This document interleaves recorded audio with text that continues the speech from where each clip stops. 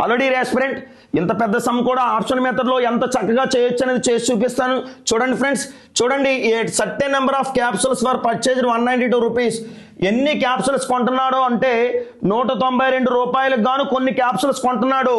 సరిగ్గా ఏమైందంటే 8 more capsules were could have been purchased in the same amount if each capsule was cheaper by 4 rupees. Cheaper by అంటే cheaper by అన్నా, decreased by అన్నా, diminished by అన్నా, subtracted by అన్నా, less by అన్నా, reduced by అన్నా మనకి rate తగ్గిందని అర్థం. అదే TO2 వస్తే ఫిక్స్డ్ అయిపోయిందని అర్థం. ఓకేనా? సో 192 రూపాయలకు గాను ఎన్ని ట్యాబ్లెట్లు కొంటున్నాడో మనకు తెలియదు, ట్యాబ్లెట్ యొక్క కాస్ట్ ఎంతో తెలియదు. అవునా కదా ఫ్రెండ్స్? సో అదే చూసుకుంటే కనుక మనకి సడన్ గా ఏమైందంటే క్యాప్సూల్ మీద 4 రూపీస్ తగ్గింది.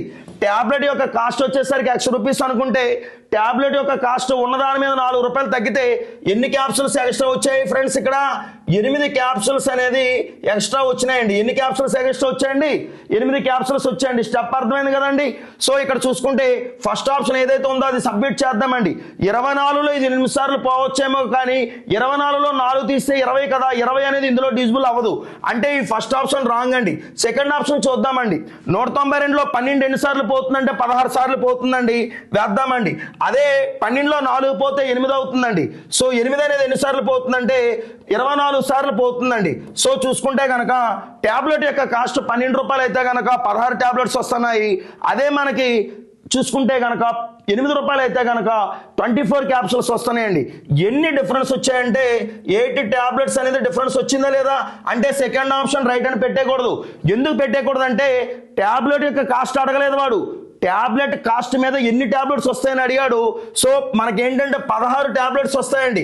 చూడండి friends, what was the number of capsules for purchased.